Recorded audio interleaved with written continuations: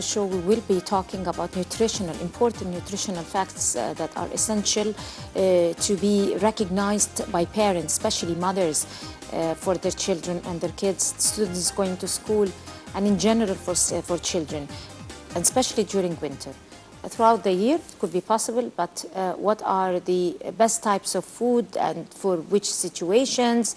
And there are required elements in each type of food that should be taken by kids, and also the warnings, the don'ts that mothers should be aware of, the food additives, the artificial food additives that are put or added to some types of food. Sometimes they taste good, but it's hazardous to the health of our children. We're going to talk about very important facts in our nutritional life and how to be able to utilize our knowledge of good nutrition to be able to provide a healthy life for our children. We're very delighted to have with us Hiba Anwar. She is a health coach, and she's going to be talking in a comprehensive, detailed way about nutritional facts concerning the health of our children. Good morning, Ms. Anwar. A very good morning to you, Hiba. We had the honor to have you once before in our breakfast show, and today it's going to be more talks, or expanding talks to be accurate, about the healthy food. But before we start, I'm an anti-fat person, for example. But you've just given us some statements or some hints saying that the brain is 60% fat, meaning that there is good fat and bad fat. Exactly. How to differentiate first, and what are the sources of good fat? Okay, as you just said, the brain is 60% fat. Actually, fat is very important for all our body organs because all cells have a fat component in them. Yeah. But definitely the quality of fat makes all the difference.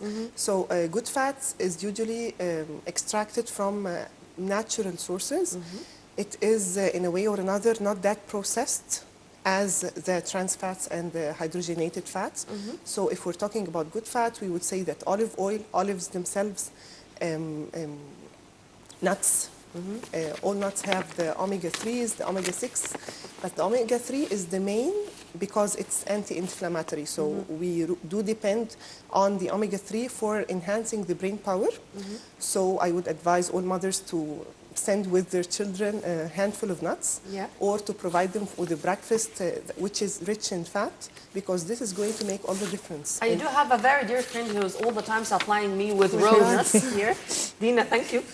And regarding this, the taste of raw nuts, it's not that good. How to add something? May we add something to make it better for the kids? As you know, the kids all the time want something tasty. Not healthy. Exactly. The term healthy makes them shift, makes them reject whatever you're saying. So we do not have to mention this scary word for them. Actually, for nuts to provide us with the best nutritional value, they need to be roasted or soaked, not taken raw in the raw form. So you could roast it and then shake it in a glass jar with some raw cocoa, with a bit of vanilla, so it's going to taste like chocolate, and it's going to have the sweetie taste from the vanilla. And then they would take it So these easily. dishes are not that bad? No, not Great. at all. Let me get immediately into the core of our issue, because we could get into general information first, but since this segment is dedicated and we don't have much time to our kids and our health, there are most common behavioral issues that are shared between kids, especially when it comes to behavior in school, when it comes to education, when it comes to learning abilities. There is ADHD, there is dyslexia, there is also autism, and there are other difficulties in between those. I mean, they come in rates and degrees.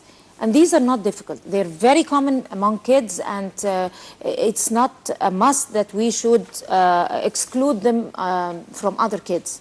It's very common.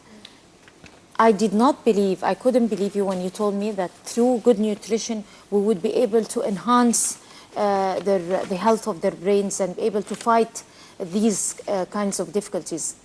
I mean, besides medication, if they need medication. You said they might not need medication. The point is, people tend to jump to medication without trying the natural path first. They tend to exaggerate also. Well, the symptoms are sometimes very exaggerated in itself, and they cause trouble in school and dealing with their siblings at home. So we cannot blame mothers. But the point is being aware that there are other signals that give us a hint that maybe there is something wrong with the body itself, and maybe if we fix that issue, the case itself would be better. Because we believe that, or it is actually proved that the gut is the second brain. So whatever happens in your digestive system does affect your brain power, your brain efficiency a lot. True. The brain takes its power and its energy from the food you eat. So depending on the quality of the food you eat, the quality of your brain is. We are what we eat. So if you're eating junk, bad fats, packed food, preservatives, food additives all the time, what do you expect from this brain to function? It's going to function in such a poor way.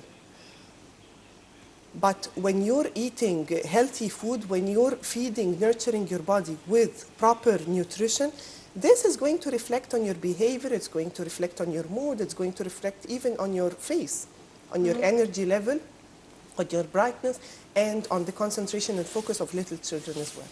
Let's go to minerals and vitamins. Iron, magnesium, zinc, you name it. And to what extent they are very much important, and the special dose. Because many people would think that I can just take these kinds of minerals in tablets, for example, or supplements, in capsules, in tablets, in whatever, and not to depend on food which contains these minerals. First, I'd like to have this equation. Okay. How to do it in a better way and to avoid as much as we can, of course, these side effects. A supplement is a supplement. It's something you add to your diet, but you cannot really depend on it for a nutritional value. You need to take your mineral and vitamin sources from the natural source, and then if you could add a supplement for a better absorption, but yet still the main is the food itself. So we need to integrate in our daily food leafy greens, the rich in iron, the rich in calcium, the rich in zinc, the rich in a lot of minerals that the body and the brain in particular does need a lot, depending for a better functioning. So we can hardly compare supplements to natural sources. Maybe supplements have a more concentrated power than the... Let me put my question in other words, Hiba. Because many parents, whenever they are that keen to let their children or their kids lead a healthy life, they would give them supplements without even consulting their doctor. How do you see this? That's the worst thing to be done. Okay.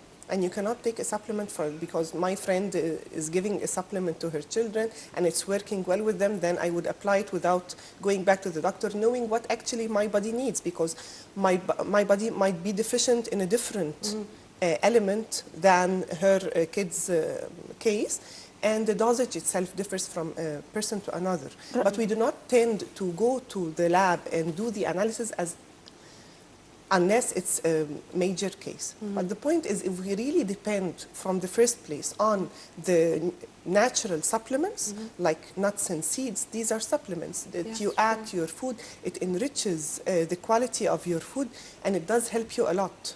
Right. Let me take it back to the difficulties that distinguish this important interview this morning. Lots of people are nutritionists, lots of people are health coaches, lots of people are very well acknowledged by the outlines of good nutrition. But very rare people have this knowledge of how to be able to enhance the brains and how to be able to treat difficulties in a very healthy way, normal and organic. The way we were talking about dyslexia, we were talking about ADHD, for example. ADHD is very common among all people in the world. I mean, even Einstein had difficulties. Everybody, Beethoven, celebrities all over, Steven Spielberg, Will Smith, Whoopi Goldberg, lots of people had ADHD, were diagnosed ADHD, and then, and even Bill Gates. And then they progressed in their lives and succeeded. So if you could elaborate more on the best nutrition that could be provided for ADHD students. The point is tagging the child and diminishes his development. All the people, the celebrities you just mentioned, they were not tagged as ADD and put to the side of the classroom. They had the freedom of choice, and they really developed in a way they wanted themselves to develop. But our schooling system is really sometimes biased or not that fair, and any child who does not sit on a child... Can I say ignorant? Ignorant behavior? Well, let me say that any child who's not seated, who's not listening, is tagged. The point is, the ADD in particular is misdiagnosed in so many cases because the toxicity of the body when you're eating a diet based on packed foods, when you're giving your child a lunchbox full of packed food, when you're giving him trans fats, you're using a trans fat at home. So all his nutritional value is taken from toxics, then this is going to affect his behavior. What he is supposed to eat? He's supposed to eat clean, pure food. He's supposed to be nurtured on natural food and good fats and natural supplements, not on packed and fast food all the time. But the point is, if you're giving this and then you go to the specialist and he's diagnosed with the same eating habits, definitely the signs that he has out of the toxicity in his body are going to tell you that, are going to fall into the category of ADD. But still, Ms. Anwar, we would like you to tell us the do's and don'ts. I mean, what should we exclude from his diet and what should we focus on? I mean, the most important elements in food. Okay, and do's and vitamins. don'ts. Don'ts, let's start with the don'ts because these are the do's for so many people. It's the sugar on top of the list, sugar with all its forms, except for the natural sugar coming from the dates and the honey. Other than that, all white sugar, brown sugar, processed sugar, cakes prepared with sugars, flour because it turns into sugar in the body, additives, sweeteners, all these stuff we should take aside. Plus the fats, the bad fats. All bad fats because they really, it's like having a cluster on the brain. It causes brain fog. It causes lack of concentration out of the... They do not mean to... Hiba, we are now going to our dear correspondent, Delinda Abdel-Latif. She is there with His Excellency Dr. Ashraf Al-Sheikhi, Minister of Higher Education and Scientific Research, as Linda is there with one of the committees which are now taking place as one of the directives of the first International Youth Conference, which was held in Sharm el-Sheikh. One of the directives or the recommendations, the directives of President Abdel Fattah al-Sisi, and the recommendations turned to be a presidential directive, is a monthly committee having the youth to follow up the implementation of what was taken as decisions or recommendations in this conference. Linda, good morning, Linda. Good morning, Nadine. Linda, as far as we know that now you are with His Excellency